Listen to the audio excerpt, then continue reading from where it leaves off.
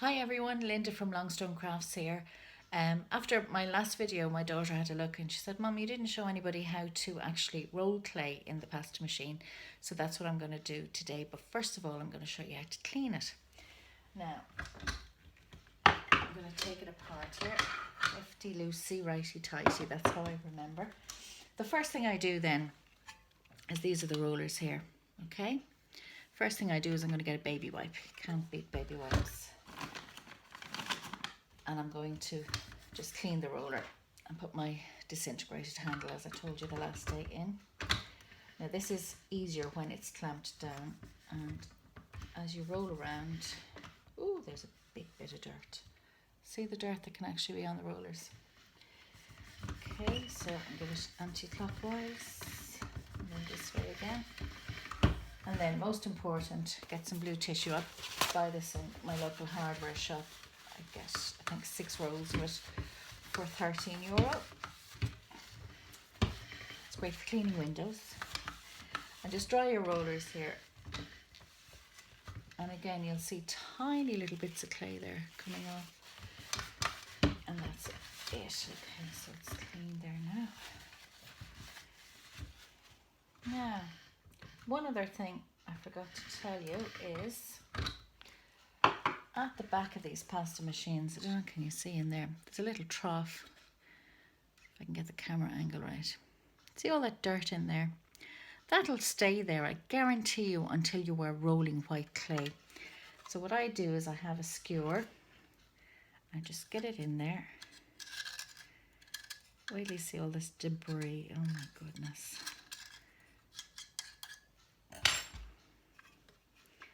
Pop in the baby wipe again.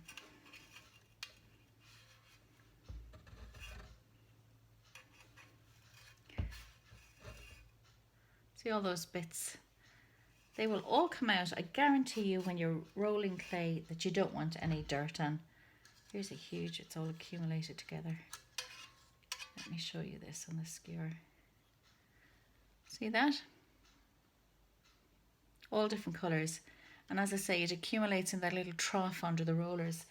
Now, you've probably heard me talk about the Lucy clay rolling machine that I was talking about in the last video. What I like about that idea is you can take the rollers apart. Now, there is a screw here in a standard pasta machine, but I've never taken it apart, so I'm not going to try because guaranteed it won't go back together again. So this is the clamp that you clamp it to your desk with. Put it back in my well-marked space. Lefty loosey. There we go. And righty tighty. There we go. Now, I'm going to show you how to roll a piece of clay. Okay, I showed you the last day that you can just take a little finger off there and then you have your clay. Now, you've got to make it workable. Condition it. This one's quite crumbly, you can see there. So it's just a matter of putting it into your hands. The heat of your hands will actually soften up your clay. So it's only a small piece here, so it shouldn't take too long. And then what I tend to do is to roll it between the palms of my hands like so.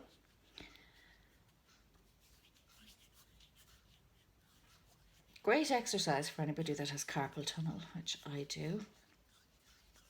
Here we go. Now how you'll know if it'll go through the pasta machine is you can get your fingers through it. This was a white piece of clay that I put through and picked up loads of those little black bits. So I thought, well, I'll use this to show you. Now your pasta machine has, I think this one has 9 settings, but I never use the 9.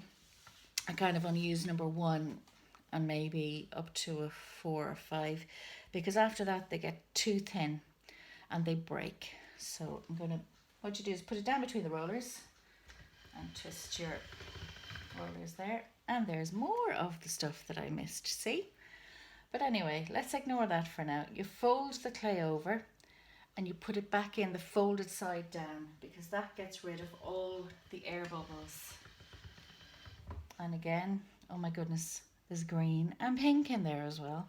So you can see the importance, look, of cleaning your machine. That's because I went at it with the skewer. Okay. fold, goes in again. Actually, if I keep rolling this, you'll see what happens if you ever want to blend colours. Let's see what colour this turns out. So you could do this about 20 times. Let's turn this into a positive. Again, fold, always putting in the folded side down. There's a nice pattern there now. Okay. As I say, this is only a small piece of clay, just to give you an idea. Folded side down. Now it's getting nice and pliable now, so you'll get into the habit of getting this done quite quickly.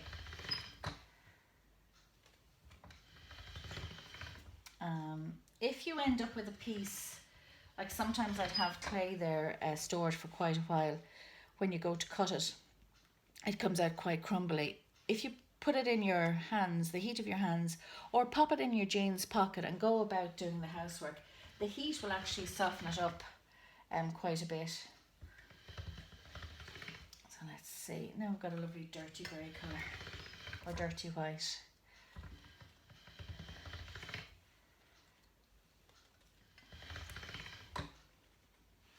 There it is.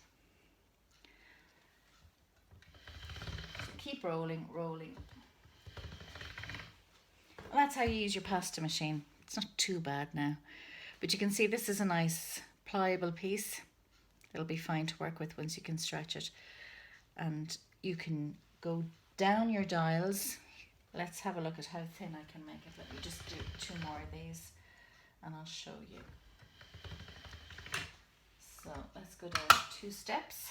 You'll see how it changes.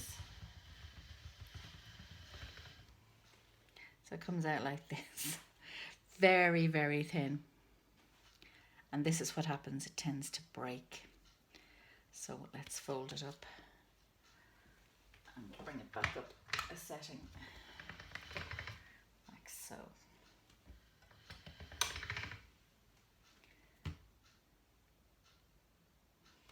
So that clay is, if it didn't have dirt in it, now it would be ready to put onto my tile that I showed you and start my project. Now my next video, I'm going to show you some cutters. I have lots and lots and lots and lots of cutters. So in my next video, I will show you different shapes and different things that you can make with your, sorry for having the side of my face in the video there. So check back in and I'll show you some techniques to do with cutters. Now you know you have your clay, you know how to use your pasta machine, you know how to clean your pasta machine. One tip I will give you, if you are doing a project with a couple of different colours, leave the black one until last. So clean your machine. You should clean it after you've used it anyway, but I tend to do that and clean it again before I start. So if I was doing a project with 4 or 5 different colours, I would start with the lightest first. I'd condition that, get that done, and work up to the darkest.